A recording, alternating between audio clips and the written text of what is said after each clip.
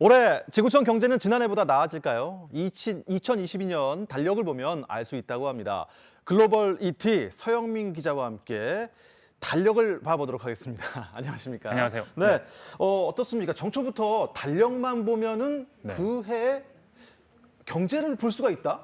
왜냐하면 달력이라고 쓰고 난 뒤에 예. 선거라고 읽으면 그게 이해가 되실 겁니다. 포린 폴리시지 외교 전문지가 정리를 잘했는데요. 한번 보면 우리나라 3월 대선이 있긴 하지만 그 외에도 거의 한 달도 거르지 않고 계속해서 전 세계에서 중요한 대선, 그렇네요. 총선 이어집니다. 네. 예, 진짜 많습니다. 이렇게 딱 봐도 뭐 총선 매달마다 있는 것 같습니다. 네. 그러니까 각국의 정치적 의사결정이 세계 경제에도 영향을 미칠 수 있다는 거죠. 어디서부터 보면 될까요?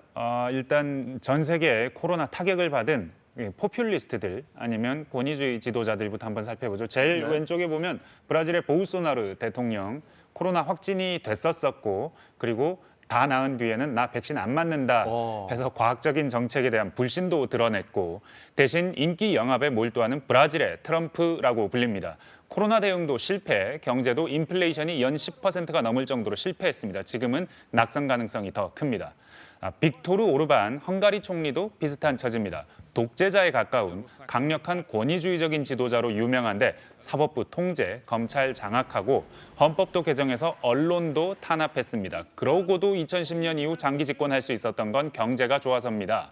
글로벌 저금리 상황에 고수익을 찾는 유럽 자금이 헝가리에 몰려서 호황을 누린 겁니다. 그런데 코로나 이후 바뀌었습니다. 재정 지출을 늘리면서 물가가 올라버렸습니다. 민심 나빠지자 현금을 살포했고 물가 상승률은 또 올라서 지금은 연 7%대에 달합니다. 필리핀의 두테르테 대통령도 두 사람과 함께 언급을 할 만은 한데 올해 대선에 불참하거든요. 딸만 부통령 후보로 나오기 때문에 좀 처지가 다릅니다. 예. 그런데 그 유럽 국가들 중에서요. 네. 프랑스가 좀 궁금합니다. 그렇습니다. 지금까지 구도는 프랑스 현 마크론 대통령과 바로 이 사람이 유력합니다. 드고레 정당, 시라크, 사르코지 대통령을 배출한 정통 우파 정당 공화당이 최초로 내놓은 여성 후보입니다. 발레리 페크레스. 늘 그랬듯이 프랑스엔 극우 후보들이 많긴 하지만 결국은 이 둘의 대결로 보입니다. 최근에 결선 투표에선 페크레스가 이길 거라는 여론조사도 나와서 더 주목받고 있습니다. 네. 다음 미국으로 가보죠. 네. 대선은 없지만 또 정치 이벤트가 아예 없는 건 아니죠? 맞습니다. 중간선거 11월 이제 중간선거 하면은 주지사 선거, 상원, 하원 선거 하는데 이게 대통령 그 중간 평가 성격이 아주 짙습니다. 그런데 문제는 지금 민주당은 이기기 어렵다는 전망이 많다는 점이죠. 정권 초인데도 지지율이 지금 40% 안팎까지 떨어졌거든요. 코로나 확산도 이유지만 그보다는 아프간에서의 철군 과정에서 쏟아진 비난 또 물가 상승률을 통제하지 못하는 점이 꼽힐 겁니다. 어떻습니까? 미국 경제 상황이 그렇게 큰 변수가 될 수가 있는 겁니까? 네, 경제가 정치에 영향을 주고 정치는 다시 경제에 영향을 받고 바이든의 핵심 경제 공약이 미국 인프라 투자 공약입니다. 무너진 물적인, 인적인 인프라를 재건해서 미국 경제를 일으키겠다는 건데 시작도 못했습니다. 인플레이션 때문에 공약 예산이 의회를 통과도 못하고 있거든요.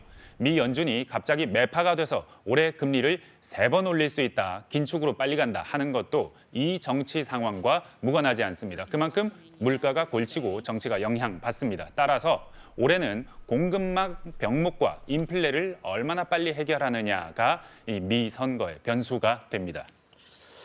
이런 선거 얘기 나올 때마다 네. 좀 느긋한 한 나라가 있습니다. 중국 얘기를 좀 한번 해보도록 하죠.